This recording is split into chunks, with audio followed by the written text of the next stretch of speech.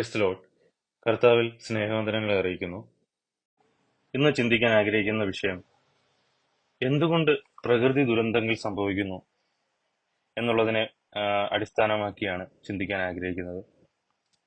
നമ്മൾക്കറിയാം, പ്രകൃതി ദുരന്തങ്ങൾ ഈയിടെയായിട്ട് നമ്മളുടെ വാർത്തകളിലൂടെയൊക്കെ കേൾക്കുന്ന ഒരുപാട് ഈ പ്രകൃതി ദുരന്തങ്ങൾ സംഭവിക്കുന്നതായിട്ട് നമുക്ക് കാണാൻ കഴിയും നമ്മുടെ ചുറ്റുപാടിൽ. ഇപ്പൊ ഈയിടെയായി വയനാട്ടിൽ സംഭവിച്ച ഒരു വലിയ ദുരന്തമായിരുന്നു. അതുപോലെ ഭൂമിയിൽ, പ്രകൃതിയിൽ ഒരുപാട് ദുരന്തങ്ങൾ നമ്മുടെ പൂർവികരുടെ കാലങ്ങളിലും നടക്കുന്നതായിട്ട് നമുക്ക് മനസ്സിലാക്കാൻ കഴിയും. എന്തുകൊണ്ട് ഇങ്ങനെയൊക്കെ സംഭവിക്കുന്നു? എന്തുകൊണ്ട് ഇങ്ങനെ പ്രകൃതി ദുരന്തങ്ങൾ ഉണ്ടാകുന്നു? എന്താണ് ഇതിനെല്ലാം കാരണം എന്നുള്ളൊരു വിഷയമാണ് ഇന്ന് ചിന്തിക്കാൻ ആഗ്രഹിക്കുന്നത്. ദൈവമാണോ ഇതിനെല്ലാം കാരണം? ദൈവമാണോ നമ്മുടെ ഇങ്ങനെയുള്ള പ്രകൃതി? സാധാരണ മനുഷ്യർ അങ്ങനെയാണ് ചിന്തിക്കുന്നത്. ദൈവം ആണ് ഇതിനെല്ലാം കാരണം, ദൈവം നമ്മളെ പാഠം പഠിപ്പിക്കുകയാണ് എന്നുള്ളതാണ് പലരും ചിന്തിക്കുന്നത്. അങ്ങനെയാണോ? ദൈവം മനുഷ്യൻ ഇങ്ങനെ ദുരിതം അനുഭവിക്കുന്നത് കണ്ട് ആസ്വദിക്കുന്ന ഒരു ദൈവമാണോ? ദൈവമാണോ ഇങ്ങനെ മനുഷ്യനെ ദുരിതം അനുഭവിപ്പിക്കുന്നത്?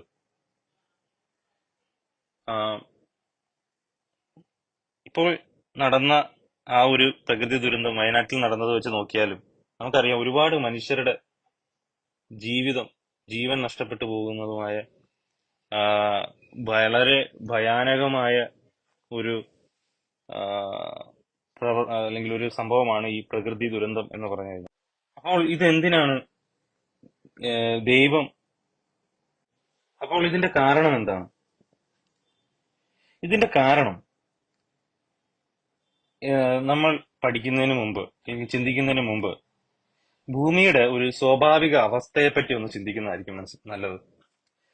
നമ്മൾ പ്രകൃതിയിലേക്ക് നോക്കിക്കഴിഞ്ഞാൽ, ഈ പ്രകൃതി, ഈ ഭൂമി, ഇവിടുത്തെ സർവവും സൃഷ്ടികളും സ്വാഭാവികമായും അതിനൊരു നാശത്തിലേക്ക് വഴുതി വീഴാനുള്ള ഒരു ടെൻഡൻസി ഉള്ളതായിട്ട് നമുക്ക് കാണാൻ കഴിയും. അത് സ്വാഭാവികമായും, ഇപ്പം ഒരു പ്രദേശത്ത് ഒരു മരം അല്ലെങ്കിൽ ഒരു മരത്തിന്റെ തയ്യോ വൃക്ഷത്തിന്റെ തയ്യോ കിളിച്ചു വരുമ്പോൾ അത് നശിക്കാൻ അത് ഒരുപാട് സാഹചര്യങ്ങളെ ഒരുപാട് സാഹചര്യങ്ങളെ സമ്മർദ്ദത്താൽ അതിനെയൊക്കെ പ്രതിരോധിച്ചുകൊണ്ടാണ് ഒരു ഒരു ഒരു ഒരു ജീവൻ ഈ ഭൂമിയിൽ ഉണ്ടായി വരുന്നത്. അത് മനുഷ്യനാണേലും അത് എന്ത് സൃഷ്ടിയാണേലും ഒരു ജീവൻ ഉണ്ടായി വരുന്നത് സർവൈവ് ചെയ്യാൻ ഭയങ്കര പാടാണ്. അത് നിലനിൽക്കാൻ, അതിന്റെ സ്വാഭാവികമായും അതിന്റെ സാഹചര്യങ്ങൾ അത് നിലനിൽക്കാനല്ല അതിനെ പ്രേരിപ്പിക്കുന്നത്, മറിച്ച് നാശത്തിലേക്ക് വഴുതി വീഴാനാണ്. അപ്പോൾ എല്ലാം നശിക്കാനാണ് സാധ്യത കൂടുതൽ. പ്രകൃതി ക്ഷോഭം ഉണ്ടാകുവാനുള്ള സാധ്യത, അല്ലെങ്കിൽ നമ്മൾ നിരന്തരം ഡെയിലി നമ്മുടെ ചുറ്റുപാടുകൾ പ്രകൃതിക്ഷോഭം ഉണ്ടാകുന്നില്ല എങ്കിലും അതിന്റെ ഒരു ടെൻഡൻസി നമ്മൾ നോക്കുമ്പോൾ, പ്രകൃതിയുടെ ഭൂമിയുടെ ഒരു ടെൻഡൻസി, അതിനൊരു വൾണറബിലിറ്റി, നാശത്തിലേക്ക് വീഴാനുള്ള അല്ലെങ്കിൽ നശിക്കാനുള്ള ഒരു വൾണറബിലിറ്റി നമുക്ക് കാണാൻ കഴിയും. ഇത് അതിന്റെ ഒരു സ്വഭാവമാണ്. പ്രകൃതിയുടെ മാത്രമല്ല, മനുഷ്യനും പൊതുവെ നാശത്തിലേക്ക് വഴുതി വീഴാൻ, മരിക്കാനും അല്ലെങ്കിൽ നശിക്കാനും അല്ലെങ്കിൽ തിന്മ ചെയ്യാനുമാണ് ടെൻഡൻസി കൂടുതൽ. പ്രകൃതിയുടെ കാര്യത്തിൽ നമ്മൾ ഫോക്കസ് ചെയ്യുന്നുണ്ട്, അതിന്റെ കാര്യം കൂടുതൽ പറയാം. നമ്മളിപ്പോൾ ഉദാഹരണം പറയുകയാണെങ്കിൽ, ഇപ്പോൾ ഞാൻ ഒരു 10 സെന്റ് ഭൂമി എവിടെയെങ്കിലും വാങ്ങിച്ചിടുകയാണെങ്കിൽ, ആ 10 സെന്റ് സ്ഥലം ഞാൻ വാങ്ങിച്ചിട്ടിട്ട് ഞാൻ കുറെ കാലങ്ങൾ കഴിഞ്ഞ് തിരിച്ചു വരുമ്പോൾ അവിടെ സ്വാഭാവികമായി ഉണ്ടായി വരുന്നത് എന്തായിരിക്കും? ഈ പുല്ലും ഒരു ഗുണവുമില്ലാത്ത കുറെ കമ്മ്യൂണിസ്റ്റ് ചെടികളും കുറെ വൈക്കോലും അങ്ങനെ പലതരത്തിലുള്ള ചെടികളും ഒരു ഉപയോഗമില്ലാത്ത ചില ചെടികളൊക്കെ ആയിരിക്കും അവിടെ വളർന്നു വരുന്നത് സ്വാഭാവികമായി. അല്ലാതെ മാങ്ങയും തെങ്ങും ഒക്കെ അല്ലെങ്കിൽ നെല്ലും ഇതൊന്നും സ്വാഭാവികമായി ഉണ്ടായിരുന്നില്ല. മനുഷ്യൻ കൃഷി ചെയ്യാതെ, മനുഷ്യൻ അധ്വാനിക്കാതെ സ്വാഭാവികമായും എന്തുണ്ടാകുന്നില്ല? ഭൂമിയിൽ നിന്ന് നന്മയൊന്നും ഉണ്ടാകുന്നില്ല. അത് മനുഷ്യന്റെ കാര്യത്തിലും അങ്ങനെ തന്നെയാണ്. മനുഷ്യൻ തീരുമാനമെടുത്താണ് നന്മ ചെയ്യുന്നത്. സ്വാഭാവികമായി അവനിൽ നിന്ന് തിന്മയാണ് വരുന്നത്. അപ്പോൾ മനുഷ്യന്റെ ഈ അവസ്ഥയും ഭൂമിയുടെ ഈ അവസ്ഥയും തമ്മിൽ വളരെ കണക്ഷൻ ഉണ്ട്. മനുഷ്യനും ഭൂമിയും ഒരേപോലെ നാശത്തിലേക്ക് അല്ലെങ്കിൽ തിന്മയിലേക്ക് ഒരു വൾണറബിലിറ്റി ഉള്ളതായിട്ട് നമുക്ക് കാണാൻ കഴിയും. അല്ലെങ്കിൽ തിന്മയിലേക്കാണ് കൂടുതൽ, തിന്മ ചെയ്യാനാണ് കൂടുതൽ സ്വാഭാവികമായും സാധ്യത. മറ്റൊരു ഉദാഹരണം നോക്കുകയാണെങ്കിൽ, നമ്മുടെ റൂമിൽ നമ്മൾ വെക്കുന്ന ബുക്കുകൾ അല്ലെങ്കിൽ വസ്ത്രം അല്ലെങ്കിൽ മറ്റു കാര്യങ്ങൾ ഓർഡർ ആയിരിക്കാനാണോ ഡിസോർഡർ ആവാനാണോ സാധ്യത കൂടുതൽ? ഡിസോർഡർ ആവാനാണ് സാധ്യത കൂടുതൽ. ഒരു കാറ്റടിക്കുമ്പോൾ എല്ലാം ഓർഡർ ആയിരിക്കുന്നോ? ഇല്ല, എല്ലാം ഡിസോർഡർ ആകുകയാണ്. അപ്പോൾ എല്ലാം നെഗറ്റീവിലേക്കാണ് സാധ്യത കൂടുതൽ. നെഗറ്റീവ് സംഭവിക്കാൻ സാധ്യത ഉണ്ടാകുന്നു കൂടുതൽ. നമ്മൾ ഓർഡർ ആകാൻ എഫേർട്ട് എടുക്കേണ്ടി വരുന്നു, അധ്വാനിക്കേണ്ടി വരുന്നു, കഷ്ടപ്പെടേണ്ടി വരുന്നു. എന്തുകൊണ്ട് ഇങ്ങനെ സംഭവിക്കുന്നു? അല്ലെങ്കിൽ എന്താണ് ഇതിന് കാരണം? അതിന്റെ കാരണം എന്ന് പറഞ്ഞു കഴിഞ്ഞാൽ,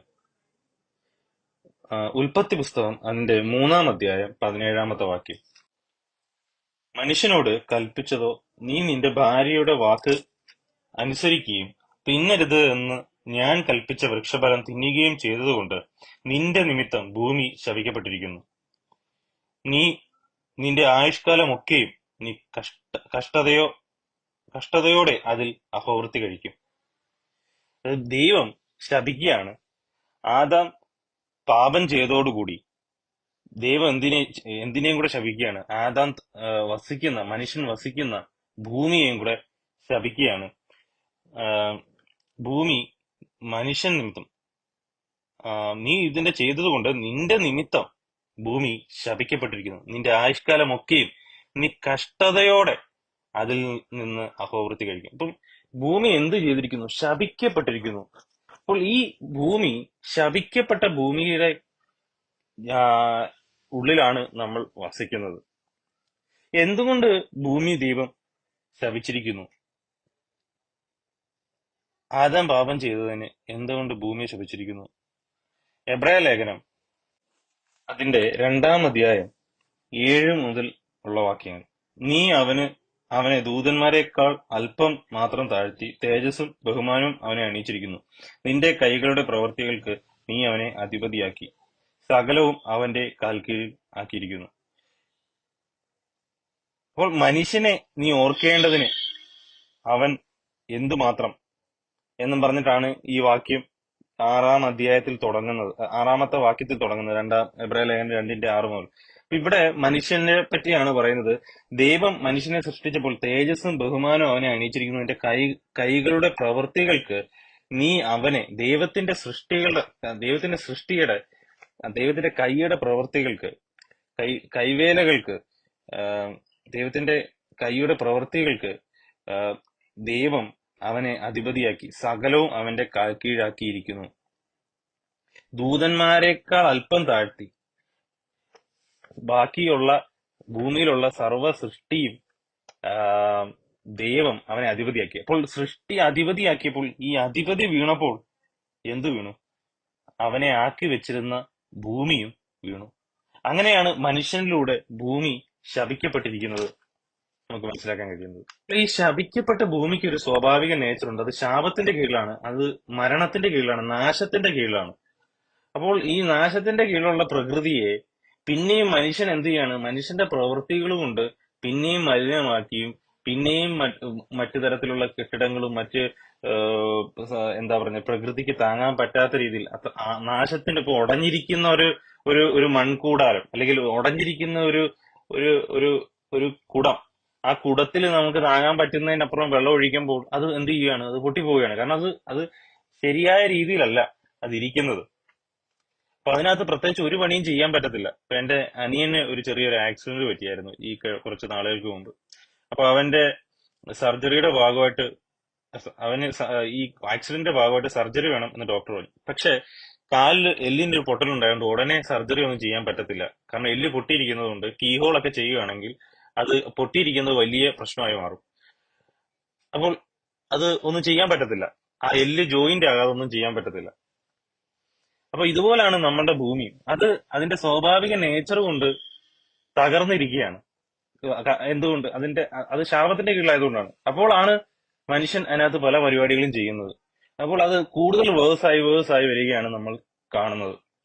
എന്നാൽ പ്രകൃതിക്ഷോഭം മനുഷ്യൻ ഈ പണികളൊക്കെ ചെയ്യുന്നതിന് മുമ്പേ പ്രകൃതി ക്ഷോഭങ്ങൾ ഉണ്ടായിരുന്നു. കാരണം എന്താണ്? പ്രകൃതി അത് നാശത്തിലേക്ക് വീണത് കൊണ്ടാണ്.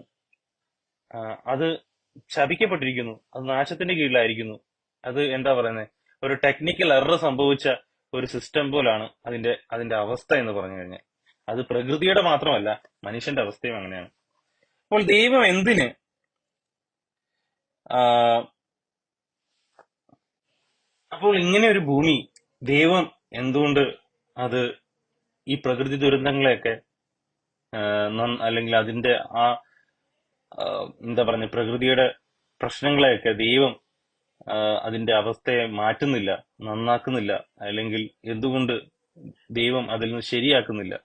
ഭൂമിയെ അതിന്റെ അവസ്ഥയിൽ നിന്ന് ദൈവം എന്തുകൊണ്ട് രക്ഷിക്കുന്നില്ല? ഇപ്പോൾ ഒന്നാമത്തെ കാര്യം, ദൈവത്തിന് നമ്മുടെ ഭൂമിയെ നന്നാക്കാൻ ഒരു ഉദ്ദേശം ഇല്ല എന്നുള്ളതാണ് നമുക്ക് മനസ്സിലാക്കാൻ കഴിയുന്നത് ബൈബിളിൽ നിന്ന്. 2 പത്രോസിന്റെ ലേഖനം 3-ാം അധ്യായം അതിന്റെ 8 മുതലുള്ള വാക്യം 10 മുതലുള്ള വാക്യം: കർത്താവിന്റെ ദിവസമോ കള്ളനെ പോലെ വരും. അന്ന് ആകാശം കൊടുമുഴക്കത്തോടെ ഒഴിഞ്ഞുപോകും, മൂലപദാർത്ഥങ്ങൾ കത്തിയൊഴിയുകയും ഭൂമിയും അതിലുള്ള പണികളും വെന്തുപോവുകയും ചെയ്യും. അപ്പോൾ ഭൂമിയും അതിലുള്ള പണികളും വെന്തുപോകും, സർവവും നശിച്ചു പോകും എന്നുള്ളതാണ്. അതിലേക്കാണ് ഈ സകലവും, കർത്താവിന്റെ നാള് വരുമ്പോൾ അതിലേക്കാണ് ഈ സർവവും പൊക്കോണ്ടിരിക്കുന്നത്. അപ്പോൾ ദൈവത്തിന് ഈ ഭൂമിയെ നന്നാക്കാൻ ഒരു ഉദ്ദേശം ഉള്ളതായിട്ട് നമുക്ക് കാണാൻ കഴിയുന്നില്ല. ഭൂമി പൂർണ്ണമായും നശിപ്പിക്കുക എന്നുള്ളതാണ്. അത് ശാപത്തിന്റെ കീഴിലായതുകൊണ്ടാണ്. അത് മനുഷ്യന്റെ കേസിലും അങ്ങനെ തന്നെയാണ്. പാപം ചെയ്ത മനുഷ്യൻ എങ്ങോട്ടാണ് പോകുന്നത്? പാപം ചെയ്ത ദേഹി മരിക്കും. ആ നിത്യമരണത്തിലേക്കാണ് മനുഷ്യൻ പൊക്കോണ്ടിരിക്കുന്നത്. അത് ആ ശപിക്കപ്പെട്ടിരിക്കുന്ന അവസ്ഥയിലാണ്. അപ്പോൾ ദൈവത്തിന്റെ മുന്നിൽ ഒരു ശപിക്കപ്പെട്ടിരിക്കുന്ന ഒരു അവസ്ഥയിൽ ഇരിക്കുന്ന കാര്യം അത് നാശത്തിന്റെ കീഴിലാണ്. അതിനെ കത്തിച്ചു കളയുക എന്നുള്ളതാണ്. കർത്താവൻ ഒരിക്കൽ ഒരിടത്ത് പറയുന്നുണ്ട്, ഇപ്പോൾ തന്നെ തീയിറക്കി സകലവും കത്തിക്കാൻ ആഗ്രഹിക്കുന്നു. അല്ലെങ്കിൽ അങ്ങനെ സുവിശേഷം 12:49 വാക്യം: ഭൂമിയിൽ തീയിടുവാൻ ഞാൻ വന്നിരിക്കുന്നു, അത് ഇപ്പോഴേ കത്തിയെങ്കിൽ കൊള്ളാമായിരുന്നു എന്നല്ലാതെ ഞാൻ മറ്റെന്ത് ഇച്ഛിക്കേണ്ടു. അപ്പോൾ കർത്താവ് പറഞ്ഞു, എങ്കിലും എനിക്ക് ഒരു സ്നാനം ഏൽപ്പാനുണ്ട്, അത് കഴിയുവോളം ഞാൻ എത്ര ഞെരുങ്ങുന്നു. അപ്പോൾ കർത്താവ് ലോകത്തിൽ വന്നപ്പോൾ പറഞ്ഞ കാര്യമാണ് ഭൂമിയിൽ തീയിടാൻ ആഗ്രഹിക്കുന്നത്. കാരണം ഭൂമിയുടെ നേച്ചർ കൊണ്ടും മനുഷ്യന്റെ അവസ്ഥയും അത്ര പൈശാചികമാണ്, അല്ലെങ്കിൽ നാശത്തിന്റെ വക്കിലാണ്. അപ്പോൾ അത് നശിപ്പിച്ച് കളയുക എന്നുള്ളതല്ലാതെ പ്രത്യേകിച്ച് ഒന്നും ഇല്ല. അപ്പോൾ പ്രകൃതിയും മനുഷ്യനും ഒരേപോലെ നാശത്തിന്റെ കീഴിൽ ആയതായിട്ടാണ് നമുക്ക് മനസ്സിലാക്കാൻ കഴിയുന്നത്. അപ്പൊ കാണുന്നതെല്ലാം എന്താ, ഈ നാശത്തിലേക്കാണ് പോയിക്കൊണ്ടിരിക്കുന്നത്. ഭൂമി ബെറ്ററായി അല്ല വരുന്നത്. നമ്മൾ നോക്കുമ്പോൾ ഭൂമി മോശമായാണ് വരുന്നത്. മനുഷ്യൻ ബെറ്ററായി അല്ല വരുന്നത്. മനുഷ്യൻ മോശമായാണ് വരുന്നത്. കാലങ്ങൾ നോക്കിയാലും ഭൂമി എങ്ങോട്ടാ പോകുന്നത്? നാശത്തിലേക്കാണ് പോകുന്നത്. ഒരു മനുഷ്യൻ തന്നെ അവന്റെ പ്രയാണം നോക്കിയാലും അവൻ ജീവിച്ച് എങ്ങോട്ടാണ് പോകുന്നത്? മരണത്തിലേക്കാണ് പോകുന്നത്. അപ്പോൾ ഒരു നിലനിൽപ്പ് എന്ന് പറഞ്ഞു കഴിഞ്ഞാൽ ഒരു അവസ്ഥ, അല്ലെങ്കിൽ ഒരു ജീവന്റെ അവസ്ഥ, അല്ലെങ്കിൽ മനുഷ്യന് അവൻ ജീവിക്കുന്ന കാലവും ഇല്ല, അവൻ ഇരിക്കുന്ന എല്ലാ അവസ്ഥയിലും അവൻ വീഴാനാണ്, അല്ലെങ്കിൽ നശിക്കാനാണ് സാധ്യത കൂടുതൽ. അത് പ്രകൃതിയും അങ്ങനെ തന്നെയാണ്. സ്വാഭാവികമായും നശിക്കാനാണ് സാധ്യത കൂടുതൽ. മലിനപ്പെടാനും നശിക്കാനുമാണ് അതിന്റെ സാധ്യത എന്ന് പറഞ്ഞു കഴിഞ്ഞാൽ. അല്ലാതെ പ്രകൃതി മലിനപ്പെടാതെ ഇരിക്കുന്നില്ല, അത് മലിനപ്പെട്ടുകൊണ്ടിരിക്കുകയാണ്. അത് എപ്പോഴും മലിനപ്പെടാനാണ് സാധ്യത കൂടുതൽ. ആ പ്രകൃതിയുടെ അവസ്ഥയാണ്. മനുഷ്യനും അങ്ങനെ തന്നെയാണ്. അപ്പോൾ ദൈവം എങ്ങനെയാണ് ഇതിൽ നിന്ന് നമുക്കൊരു റിക്കവറി ഈ പ്രകൃതിക്ക് കൊടുക്കുന്നത്? കൊരിന്ത്യ ലേഖനം അതിന്റെ 15-ാം അധ്യായം 21 മുതലുള്ള വാക്യം: മനുഷ്യൻ മൂലം മരണം ഉണ്ടാകയാൽ മരിച്ചവരുടെ പുനരുത്ഥാനവും മനുഷ്യൻ മൂലം ഉണ്ടായി. ആദാമിൽ എല്ലാവരും മരിക്കുന്നത് പോലെ ക്രിസ്തുവിൽ എല്ലാവരും ജീവിക്കപ്പെടും. അപ്പോൾ ആദാം മുഖാന്തരം സർവ സൃഷ്ടികളുടെ മേലും എന്ത് വന്നു? ദ്രവത്വം, മരണം വന്നു. ഈ മനുഷ്യൻ മുഖാന്തരം മരണം വന്നു. ദൈവം എന്ത് ചെയ്യാണ്? മനുഷ്യൻ മൂലം ഏക മനുഷ്യനാൽ മരണം വന്നതുപോലെ ഏക മനുഷ്യനായ ക്രിസ്തുവിലൂടെ ദൈവം മനുഷ്യനെ മാത്രമല്ല പ്രകൃതിയെയും സർവചരാചരങ്ങളെയും എന്ത് ചെയ്യാണ്? ആ മരണത്തിന്റെ അവസ്ഥയിൽ നിന്ന്, ദ്രവത്വത്തിൽ നിന്ന് രക്ഷിക്കുകയാണ് ചെയ്യുന്നത്. എഫേസ്യ ലേഖനം 1-ാം അധ്യായം 9 മുതലുള്ള വാക്യം: അവനിൽ താൻ മുൻനിർണയിച്ച തന്റെ പ്രസാദത്തിന് തക്കവണ്ണം തന്റെ ഹിതത്തിന്റെ മർമ്മം അവൻ നമ്മോട് അറിയിച്ചു.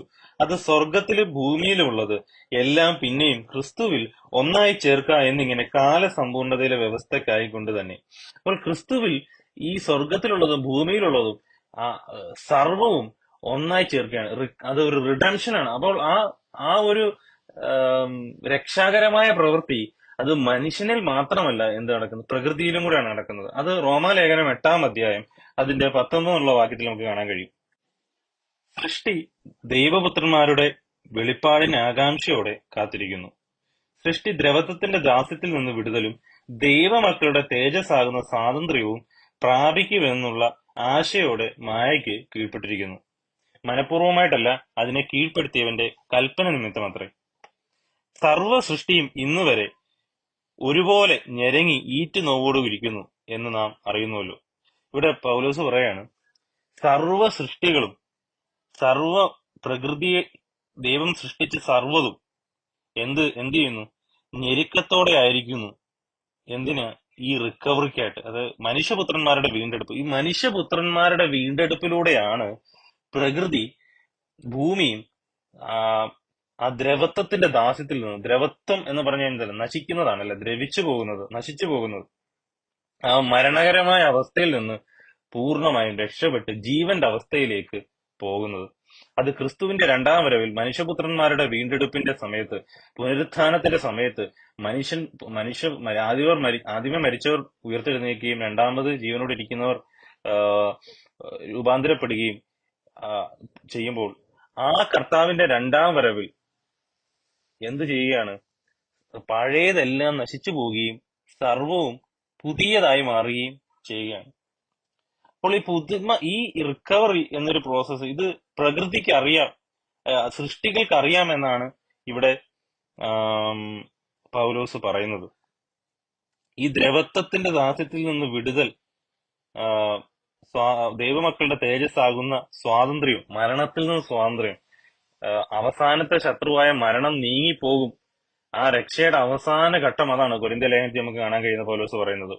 അവസാനത്തെ ശത്രു, മരണം, നാശം, എല്ലാം ഈ മരണത്തിലാണ് ചെന്നിരിക്കുന്നത്. ഇന്ന് മനുഷ്യൻ ജീവിക്കുന്നതും എല്ലാം ഈ മരണത്തിന്റെ അടിസ്ഥാനത്തിലാണ്. അപ്പോൾ ഈ മരണം നീങ്ങിപ്പോകും. എന്നാൽ ഒരു വിശ്വാസി ലോകത്ത് ജീവിക്കുന്നത് മരണത്തിന്റെ അടിസ്ഥാനത്തിലല്ല. അവൻ ഈ മരണത്തിനപ്പുറമായ ഒരു പ്രത്യാശയിലാണ് ജീവിക്കേണ്ടത്. അപ്പോൾ ഇവിടെ പറഞ്ഞിരിക്കുന്നത് ഈ സർവ സൃഷ്ടികളും ഈ ദ്രവത്വത്തിന്റെ ദാസ്യത്തിൽ നിന്ന് വിടുതൽ, സ്വാതന്ത്ര്യം, ദൈവമക്കളുടെ തേജസ്സാകുന്ന സ്വാതന്ത്ര്യം പ്രാപിക്കും എന്നുള്ള ആശയോടെ മായയ്ക്ക് കീഴ്പ്പെട്ടിരിക്കുന്നു. അവർക്ക് ഒരു ക്ലാരിറ്റി ഇല്ല എന്താണ് നടക്കുന്നതെന്ന്, അവർക്ക് വ്യക്തതയില്ല. പക്ഷെ എന്തോ ഒരു മായയായിട്ടാണ് ഈ മനുഷ്യരിലൂടെയാണ് അവരുടെ രക്ഷ. അത് ജീവജാലങ്ങൾ, മൃഗങ്ങൾ, എല്ലാവരും അവരുടെ പെയിൻ, അവരുടെ വേദന, മരണം എന്നുള്ളത് അവർ അനുഭവിക്കുന്ന വേദന, ആ വേദനയിൽ നിന്ന് ഈ മനുഷ്യപുത്രന്മാരുടെ വീണ്ടെടുപ്പിലൂടെയാണ് അത് നടക്കുന്നത് എന്ന് ദൈവം അവർക്കൊരു ബോധ്യം കൊടുത്തിട്ടുണ്ട് എന്നാണ് പറയുന്നത്. മനഃപൂർവ്വമായിട്ടല്ല, അതിനെ കീഴ്പ്പെടുത്തിയവന്റെ കൽപ്പന. നമുക്ക് ദൈവത്തിന്റെ ഒരു കൽപ്പനയാണ് അവരങ്ങനെ ആയിരിക്കുന്നത്. ദൈവം അവർക്കൊരു ബോധ്യം കൊടുത്തിരിക്കുന്നു എന്നാണ് പറയുന്നത്. സർവ്വ സൃഷ്ടിയും ഇന്നുവരെ ഒരുപോലെ ഞെരങ്ങി ഈറ്റുനോവോടുകൂടിയിരിക്കുന്നു എന്ന് നാം അറിയുന്നുവല്ലോ. അപ്പോൾ പ്രകൃതി ദുരന്തങ്ങളും മറ്റ് ക്ഷോഭങ്ങളും എല്ലാം ഉണ്ടാകുമ്പോൾ പ്രകൃതി സ്വാഭാവികമായി എന്ത് പറയുന്നുണ്ട്? പ്രകൃതിയും സൃഷ്ടികളും പറയുന്നുണ്ട്, മറ്റ് സൃഷ്ടികളും പറയുന്നുണ്ട്, റിസറക്ഷൻ, പുനരുത്ഥാനം ആവശ്യമാണ്. എത്രയും പെട്ടെന്ന് മനുഷ്യപുത്രന്മാരുടെ വീണ്ടെടുപ്പ്, കർത്താവിന്റെ വരവിൽ മനുഷ്യപുത്രന്മാരുടെ വീണ്ടെടുപ്പ് ഒന്നാകണം എന്ന് ബോധ്യം അവർക്കുണ്ട്. കാര്യം ദൈവമാണ് അവരെ ഫുള്ളി നിയന്ത്രിക്കുന്നത്, അവർക്ക് ആ ബോധ്യം കൊടുത്തിരിക്കുന്നത്. പക്ഷെ മനുഷ്യന് മാത്രമേ ഉള്ളൂ എന്തില്ലാത്തത്? ഈ പുനരുത്ഥാനം വേണം എന്നുള്ളത് ഒരാവശ്യമായിട്ട് ബോധ്യമില്ലാത്തത്. മനുഷ്യൻ പ്രകൃതിക്ഷോഭം ഉണ്ടാകുമ്പോൾ, പ്രകൃതി ദുരന്തങ്ങൾ ഉണ്ടാകുമ്പോൾ ദൈവത്തെ കുറ്റം പറയുകയാണ് ചെയ്യുന്നത്. ദൈവമാണ് ഇതിനെല്ലാം കാരണം എന്നാണ് പറയുകയാണ് ചെയ്യുന്നത്. പക്ഷെ പ്രകൃതി എന്താണ് പറയുന്നതെന്ന് അറിയാവോ? മനുഷ്യ, നീയാണ് ഇതിനെല്ലാം കാരണം, നീ കാരണമാണ് ഞങ്ങൾ ഈ വേദന അനുഭവിക്കുന്നത്, നീ കാരണമാണ് ഈ പ്രകൃതി ക്ഷോഭിക്കുന്നത്, നീ കാരണമാണ് ഇതെല്ലാം ഉണ്ടായത്. എന്നാൽ മനുഷ്യൻ ഇത് അറിയുന്നുണ്ടോ? പ്രാകൃത മനുഷ്യൻ ഇതൊന്നും അറിയുന്നില്ല. മനുഷ്യൻ ദൈവത്തെ കുറ്റം പറഞ്ഞുകൊണ്ടിരിക്കുകയാണ്. അപ്പോൾ ഇതിൽ നിന്ന് എങ്ങനെയാണ് ഒരു ദൈവം രക്ഷാകരമായ പ്രവൃത്തി, അല്ലെങ്കിൽ എങ്ങനെയാണിത് ദൈവം രക്ഷിക്കുന്നത്? നമുക്കറിയാം, വെളിപ്പാട് പുസ്തകം അതിന്റെ 21-ന്റെ 1-ാമത്തെ വാക്യം: ഞാൻ പുതിയ ആകാശവും പുതിയ ഭൂമിയും കണ്ടു, ഒന്നാമത്തെ ആകാശവും ഒന്നാമത്തെ ഭൂമിയും ഒഴിഞ്ഞുപോയി, സമുദ്രവും ഇനിയില്ല. അപ്പോൾ സർവവും എന്തായി തീർന്നു? പുതുതായി തീർന്നു. പഴയത് കംപ്ലീറ്റ് ദൈവം കളയുകയാണ്. പഴയ ആകാശവും പഴയ ഭൂമിയും എല്ലാം കത്തി എരിഞ്ഞ്, മൂലപദാർത്ഥങ്ങൾ കത്തി എരിയുന്നു, സർവവും തീർന്നു. എന്തായിരുന്നു? സർവവും പുതുതായി, നിത്യമായുള്ളതായി, ജീവനുള്ളതായി, തേജസ് ഉള്ളതായി. എങ്ങു നോക്കിയാലും കുഞ്ഞാടിന്റെ തേജസ്സും നിറഞ്ഞിരിക്കുന്നതുമായ ഒരു പുതിയ തേജസ് നിറഞ്ഞിരിക്കുന്ന പുതിയ ഒരു തലത്തിലേക്ക് സർവവും പുതുതായി മാറുന്നതാണ് നമുക്ക് ഈ രക്ഷയുടെ അവസാനം എന്ന് നമുക്ക് കാണാൻ കഴിയുന്നത്. അപ്പോൾ ദൈവം ഇതിനെ ഉപയോഗിക്കുന്നത്? ഈ നാശത്തെ, മനുഷ്യനിൽ വന്ന മരണം എന്ന അവസ്ഥയെ ഉൽപ്പത്തി പുസ്തകം അതിന്റെ 3-ാം അധ്യായം 23-ാമത്തെ വാക്യത്തിൽ ഇങ്ങനെ പറയുന്നു. 22 മുതലുള്ള വാക്യം: യഹോവയായ ദൈവം മനുഷ്യൻ നന്മതിന്മകളെ അറിവാൻ തക്കവണ്ണം നമ്മിൽ ഒരുത്തനെ പോലെ ആയിത്തീർന്നിരിക്കുന്നു. ഇപ്പോൾ കൈനീട്ടി അവൻ ജീവന്റെ വൃക്ഷത്തിന്റെ ഫലം കൂടി പറിച്ചു തിന്ന് എന്നേക്കും ജീവിപ്പാൻ സംഗതി വരരുത് എന്ന് കൽപ്പിച്ചു. അവനെ എടുത്തിരുന്ന നിലത്ത് കൃഷി ചെയ്യേണ്ടതിന് യഹോവയായ ദൈവം അവനെ ഏദൻ തോട്ടത്തിൽ നിന്ന് പുറത്താക്കി. അപ്പോൾ ഇവിടെ പറയുന്നത്, അവൻ കൈനീട്ടി ജീവവൃക്ഷത്തിന്റെ ഫലം കൂടി പറിച്ചു തിന്ന് എന്നേക്കും ജീവിപ്പാൻ സംഗതി വരരുത്. അപ്പോൾ ദൈവം തന്നെ ഏദൻ തോട്ടത്തിലുണ്ടായിരുന്ന ജീവവൃക്ഷത്തിന്റെ ഫലം അവര് കഴിക്കാതിരിക്കേണ്ടതിന്, അവരുടെ ശാപം, ആ മരണം അവരിൽ നിലനിൽക്കേണ്ടതിന് ദൈവം അവരെ മരണത്തിന്, ആ ജീവന്റെ വൃക്ഷഫല തോട്ടത്തിൽ നിന്ന് പുറത്താക്കി എന്നതാണ് നമുക്ക് കാണാൻ കഴിയുന്നത്. അപ്പോൾ മരണം, ആ ശാപം അവരുടെ ജീവിതത്തിൽ, അതായത് പാപത്തോടെ നിത്യമായി എന്നേക്കും ജീവിക്കുവാൻ അനുവദിക്കുന്നില്ല. മരണമില്ലാത്തൊരു ജീവിതം അനുവദിക്കുന്നില്ല. അപ്പോൾ അതെന്താ കാരണം എന്ന് പറഞ്ഞു കഴിഞ്ഞാൽ, മനുഷ്യൻ പാപം ചെയ്തതോടുകൂടി അതിന്റെ ഒരു ശിക്ഷയുണ്ട്. ആ ശിക്ഷ അനുഭവിച്ചില്ല എങ്കിൽ അത് ദൈവസന്നിധിയിൽ നീതിയല്ല എന്നുള്ളതാണ്. ദൈവത്തിന്റെ നീതിയല്ല. അത് തെറ്റ് ചെയ്തവൻ ശിക്ഷ അനുഭവിക്കണം. അപ്പോൾ ആദാം പാപം ചെയ്ത വ്യക്തി ഇനി ജീവന്റെ വൃക്ഷോടെ കഴിച്ചു കഴിഞ്ഞാൽ എന്താ സംഭവിക്കുന്നത് വെച്ച് കഴിഞ്ഞാൽ മരണഭയം ഇല്ലാതായി തീരും. ഇപ്പോൾ ശിക്ഷിക്കപ്പെടും എന്നുള്ളതിന്റെ മാത്രമല്ല, മനുഷ്യൻ മരിച്ചില്ലായിരുന്നെങ്കിൽ, മരണഭയം എന്നൊരു സാധനം ഇന്ന് മനുഷ്യരുടെ ഇടയിൽ ഇല്ല എങ്കിൽ എന്താ സംഭവിക്കുന്നത്? അവർ ദൈവത്തെ അന്വേഷിക്കത്തൊന്നുമില്ല. ആരോഗ്യം ക്ഷയിച്ചിരിക്കുന്നതുകൊണ്ടും മരണം ഭയം ഉള്ളതുകൊണ്ടും ആണ് മനുഷ്യൻ ഇന്ന് ദൈവത്തെയെങ്കിലും അന്വേഷിക്കുന്നത്. അപ്പോൾ മരണഭയം വന്നില്ലായിരുന്നുവെങ്കിൽ, മനുഷ്യൻ ഒരിക്കലും, മരണം എന്നുള്ളത് മനുഷ്യന്റെ ഉള്ളിൽ വന്നില്ലായിരുന്നെങ്കിൽ, പാപം ചെയ്ത മനുഷ്യൻ സ്വയം ഒരു രാജ്യം ഉണ്ടാക്കി ദൈവത്തിൽ നിന്ന് അകന്നു പോവുകയേ ചെയ്തുള്ളൂ. മനുഷ്യൻ എപ്പോഴും അങ്ങനെ ഒരു നേച്ചറുണ്ട്, ഇൻഡിപെൻഡന്റ് ആകുവാൻ. മനുഷ്യന് അവസരം കിട്ടിയാൽ ഒരാളെയും ആശ്രയിക്കാതെ, ദൈവത്തെ പോലും ഭയക്കാതെ ജീവിക്കാൻ മനുഷ്യന് ആഗ്രഹമുണ്ട്. അത് മനുഷ്യൻ അങ്ങനെയാണ്, എന്ത് ചെയ്താലും ദൈവത്തിനെതിരെ ചെയ്യും. കാരണം ദൈവത്തെ ഭയപ്പെടുന്നത് എന്തുകൊണ്ടാണ് എന്ന് ചോദിച്ചു കഴിഞ്ഞാൽ അത് ദൈവത്തോടുള്ള സ്നേഹം കൊണ്ടൊന്നുമല്ല. ദൈവം ശിക്ഷിക്കരുത്, ദൈവം ഉപദ്രവിക്കരുത്, അല്ലെങ്കിൽ ദൈവം മരണത്തിൽ നിന്ന് രക്ഷിക്കണം, ഇതുപോലുള്ള പ്രകൃതി ദുരന്തങ്ങളും മറ്റു കാര്യങ്ങളൊക്കെ വരുമ്പോൾ അവരെ പിടിച്ചു നിർത്തണം, മനുഷ്യരെ പിടിച്ചു നിർത്തണം. അപ്പോൾ മരണഭയമാണ്. ഞാൻ ഇന്ന് സുവിശേഷം പറയാൻ കഴിഞ്ഞ ദിവസം പോയപ്പോൾ ഒരു സഹോദരനോട് പറയുകയുണ്ടായി, മരണഭയമാണ് എല്ലാ മനുഷ്യരെയും ഈ ദൈവത്തോടാണേലും അടുപ്പിക്കുന്ന ഒരൊറ്റ കാര്യം, അല്ലാതെ വേറെ ഒന്നുമല്ല. ദൈവത്തോടുള്ള സ്നേഹം ഒന്നുമല്ല.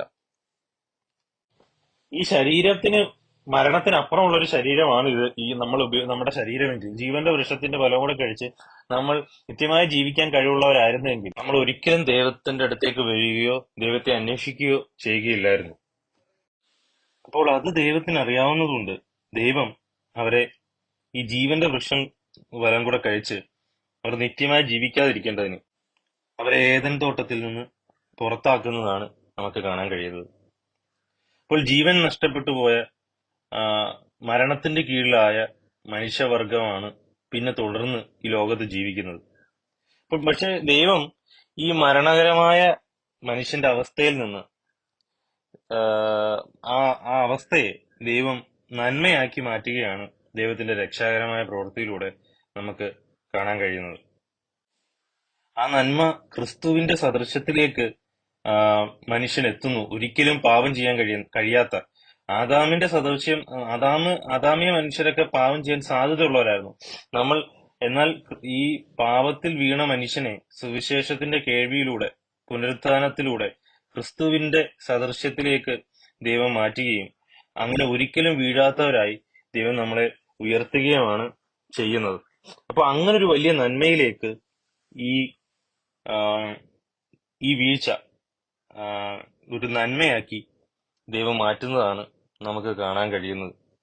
അത് മാത്രമല്ല, മറ്റൊരു കാര്യം എന്ന് പറഞ്ഞു കഴിഞ്ഞാൽ, ഇന്ന് ഈ ലോകം ഇങ്ങനെ ആ, നാശത്തിന്റെ കീഴിലായതുകൊണ്ടും മനുഷ്യവർഗം പാപത്തിന്റെ കീഴിലാകുന്നതുകൊണ്ടും ഇന്ന് മനുഷ്യർക്ക് ചിന്തിക്കാൻ കഴിയാവുന്നത്, അവന്റെ മനസ്സ് തന്നെ പറയുന്നു, അവനോട് കുറ്റം വിധിക്കുന്നു, അവനൊരു പാപിയാണെന്നും അവന്റെ ശരീരത്തിന് ആ പാപത്തിൽ നിന്ന് രക്ഷപ്പെടാൻ കഴിയത്തില്ല എന്നും, ഒരു പുനരുത്ഥാനം ഈ ആവശ്യമുണ്ട്, ശരീരത്തിനൊരു രൂപാന്തരം ആവശ്യമുണ്ടെന്ന് ശരീരവും, അതുപോലെ തന്നെ പ്രകൃതിക്കൊരു രൂപാന്തരം ആവശ്യമുണ്ടെന്ന് പ്രകൃതിയും സ്വന്തം അവസ്ഥ കൊണ്ട്, സ്വഭാവം കൊണ്ട്, അതിന്റെ നേച്ചർ കൊണ്ട് കാണിക്കുന്നു എന്നുള്ളതാണ്.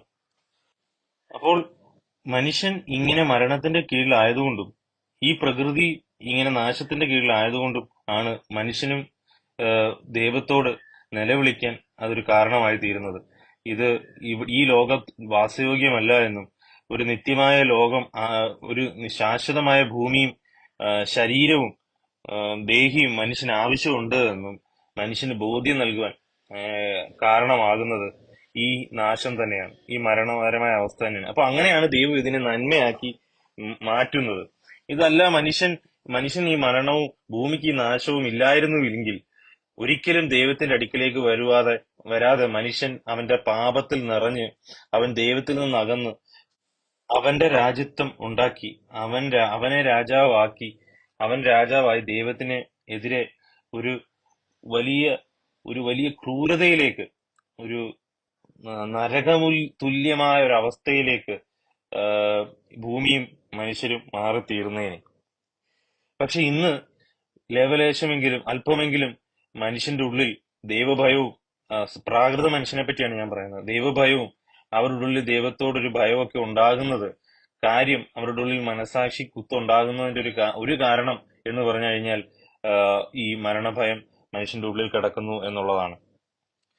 അപ്പോൾ അതുപോലെ തന്നെ മനസാക്ഷിയുടെ ഉള്ളിൽ ദൈവത്തിന്റെ പ്രമാണം എല്ലാവർക്കും കൊടുത്ത് ദൈവത്തിന്റെ പ്രമാണം എല്ലാവരെയും കുറ്റം വിധിക്കുന്നതുകൊണ്ട്, ഇത് ഈ പ്രമാണം എന്ന് പറയുന്നതൊക്കെ, അനുസരണം എന്ന് പറയുന്നതൊക്കെ ഭയമുണ്ടായാലേ പ്രാകൃത മനുഷ്യന് ഭയത്താലാണ് നിയന്ത്രിക്കപ്പെടുന്നത്. അല്ലാതെ ആത്മീകനാണ് ദൈവത്തോട് സ്നേഹമൊക്കെ വരുന്നത്. പ്രാകൃത മനുഷ്യൻ ദൈവഭയമാണ് അവനെ നിയന്ത്രിക്കുന്നത്. അല്ല എങ്കിൽ അവന് ദൈവത്തോടൊന്നും ഒരു ഭയമില്ല എങ്കിൽ അവൻ ദൈവത്തിൽ നിന്ന് അകലുകയേ ചെയ്യത്തുള്ളൂ.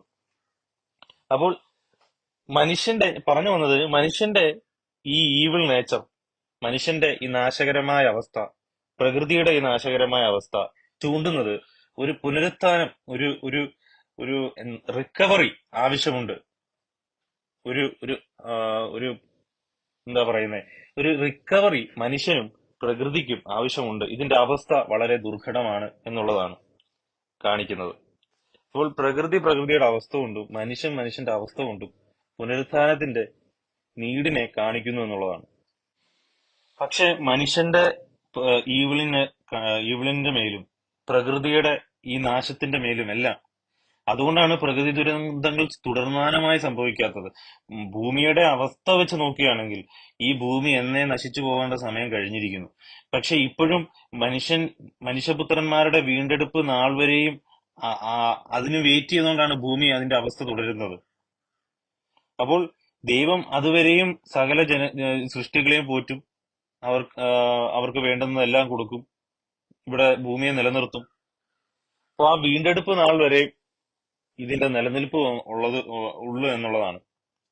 അതുപോലെ തന്നെ ദൈവം ഇതിന്റെ മേലെല്ലാം കൺട്രോൾ വഹിക്കുന്നു. ഈ മനുഷ്യന്റെ ദുഷ്ടത പെരുകുന്നുണ്ട് എങ്കിലും അതിന്റെ കപ്പാസിറ്റി വെച്ചിട്ട് ഇതിനേക്കാൾ വലിയ കൊടും ക്രൂരതയിലേക്ക് പോകാൻ കഴിവുള്ള, പക്ഷെ ദൈവം എല്ലാത്തിലും കൺട്രോൾ ഉണ്ടാക്കുന്നു. എന്നാൽ പൂർണ്ണമായി മാറുന്നില്ല. പൂർണ്ണമായി മാറിയായിരുന്നെങ്കിൽ എന്ത് ചെയ്തേനി?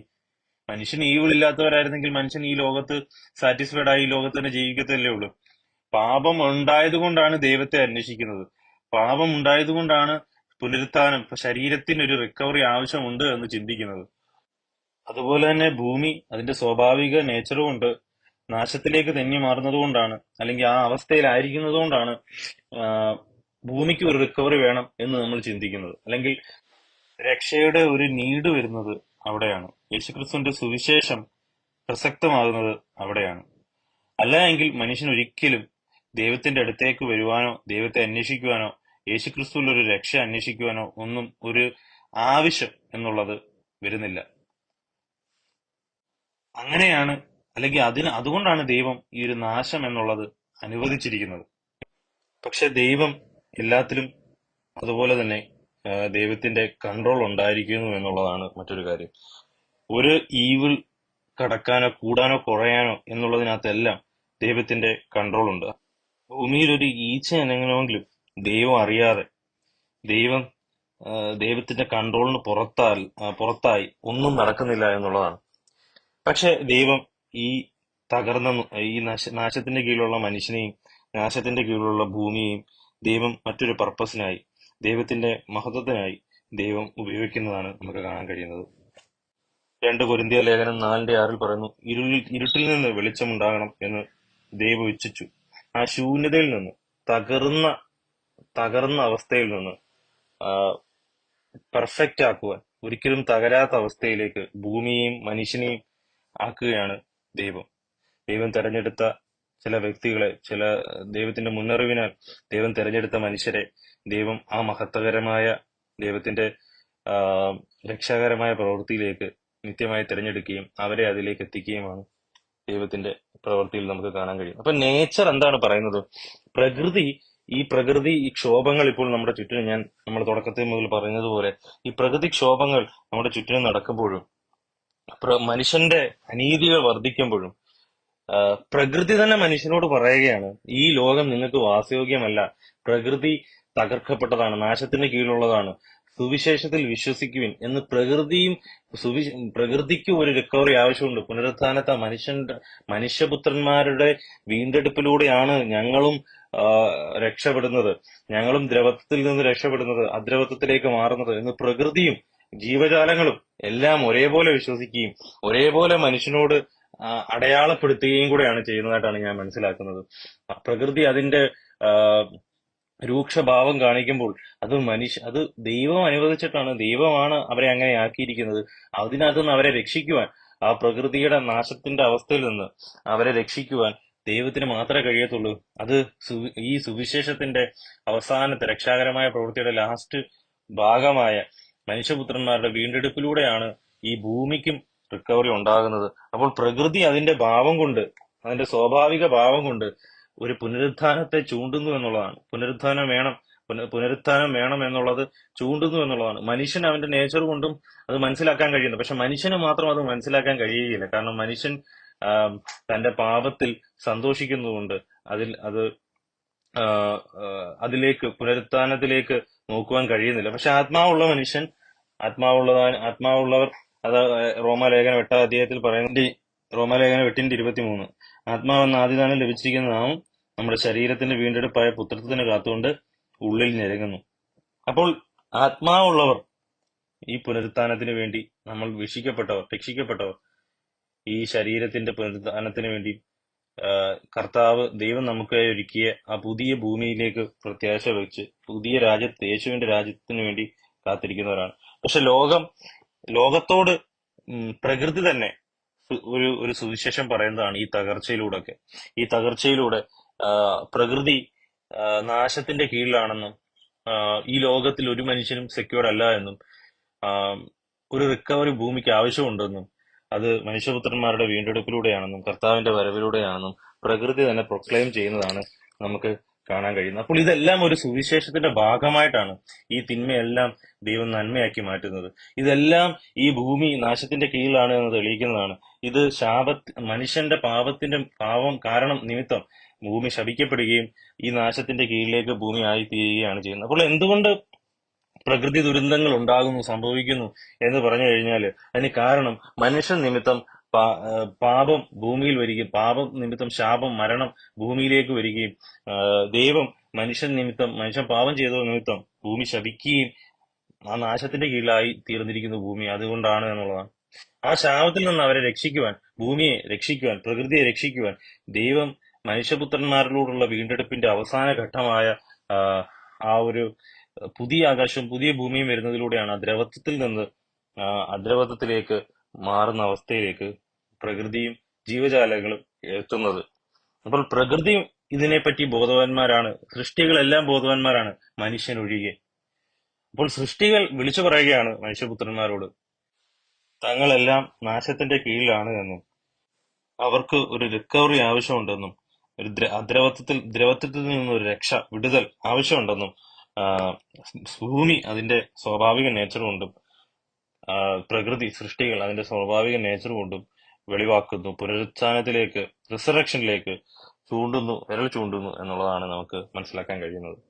അപ്പോൾ ഈ ദുരന്തങ്ങളെല്ലാം മനുഷ്യനെ ഈ ദൈവത്തിലേക്ക് നോക്കുവാൻ ഇടയായി തീരും. വിശ്വാസികളെ കൂടുതൽ കർത്താവിലേക്ക് നോക്കുവാൻ, ഈ ലോകത്തിൽ നിന്ന് കണ്ണെടുക്കുവാനും ക്രിസ്തുവിലേക്ക് നോക്കുവാനും, അവിശ്വാസികളായ മനുഷ്യരെ യേശുവിന്റെ രക്ഷയുടെ പ്രധാനം, ആ രക്ഷയുടെ പ്രസക്തി എത്ര വലുത് എന്ന് തിരിച്ചറിയിക്കാനും ദൈവം ഉപയോഗിക്കുന്നു ഈ നാശകരമായ ഭൂമിയുടെ അവസ്ഥ എന്നുള്ളതാണ്.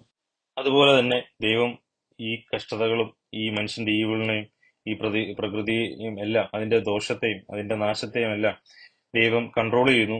ദൈവം സഹിക്കാൻ പറ്റാത്തതായി ഒന്നും അനുവദിക്കാതെ ഇരിക്കുന്നു എന്ന് നമുക്കറിയാം. അതിൽ വിശ്വസിക്കുന്നവർക്ക് നിത്യമായ ഒരു ശാശ്വതമായ ഭൂമിയും പുതിയ ആകാശവും പുതിയ ഭൂമിയും ഒരു പുതിയ ശരീരവും ആത്മാവിനാൽ പുതുക്കം വന്ന മനസ്സും ദൈവം ഒരുക്കി വെച്ചിരിക്കുന്നു. ദൈവത്തിന്റെ രക്ഷാകരമായ പ്രവൃത്തിയുടെ പൂർത്തീകരണത്തിലൂടെ അത് പ്രാപിക്കുകയും ചെയ്യുമെന്ന് നമുക്കറിയാം. ഈ അടയാളങ്ങളൊക്കെ കാണുമ്പോൾ വിശ്വാസികളായ നമ്മൾ കൂടുതൽ നമ്മുടെ പ്രത്യാശയാൽ നമ്മളെ തന്നെ വിശുദ്ധീകരിക്കുകയും നമ്മളെ തന്നെ കർത്താവിൽ വിശ്വസിക്കുകയും പ്രത്യാശയിൽ സമൃദ്ധിയുള്ളവരായിരിക്കുകയും ചെയ്യുമാറാകട്ടെ. ഇതെല്ലാം നമ്മൾ കർത്താവിലേക്ക് കൂടുതൽ നോക്കേണ്ടതിനും ഭൂമിയിൽ നിന്ന് കണ്ണെടുക്കേണ്ടതിനു വേണ്ടിയും ആയി തീരട്ടെ. വിശ്വാസ സഭയ്ക്ക് ഇതൊരു വിശുദ്ധീകരണത്തിനും സഭയുടെ വളർച്ചയ്ക്കും കർത്താവിലുള്ള വളർച്ചയ്ക്കും എല്ലാം കാരണമായി ദൈവം ഉപയോഗിക്കുന്നതാണ്. യേശുക്രിസ്തു വേഗം വരികയും നമ്മളെ നാശകരമായ ഈ അവസ്ഥയിൽ നിന്ന് നമ്മളെ വിടുവിക്കുകയും നിത്യജീവങ്കിലേക്ക്, തേജസ്സിലേക്ക്, ശാശ്വതമായ ഒരു അവസ്ഥയിലേക്ക് സഭയെ എത്തിക്കുന്നതാണ്. കാരണം വാക്ക് തന്നവൻ വിശ്വസ്തനാണ്, ഭോഷ്ക് പറയാൻ മനുഷ്യനല്ല. കർത്താവ് പറഞ്ഞു, ഞാൻ നിങ്ങൾക്ക് സ്ഥലം ഒരുക്കാൻ പോകുന്നു, വാസസ്ഥലം ഒരുക്കാൻ പോകുന്നു, വേഗം തിരിച്ചു വരും, നമ്മെ ചേർക്കാൻ, തന്റെ സഭയെ ചേർക്കാൻ വേഗം തിരിച്ചു വരികയും ചെയ്യുമെന്ന് കർത്താവ് പറഞ്ഞിരുന്നു. തീർച്ചയായിട്ടും സഭയുടെ പ്രത്യാശ അതാണ്. ഇത് ചുറ്റിനും കാണുമ്പോൾ, ഈ പ്രകൃതി ദുരന്തങ്ങളെല്ലാം കാണുമ്പോൾ സഭ തങ്ങളുടെ പ്രത്യാശയിൽ വർദ്ധിക്കുമാറാകട്ടെ. ദൈവം നമ്മളെ ഓരോരുത്തരെ അനുഗ്രഹിക്കട്ടെ. സ്തോത്രം.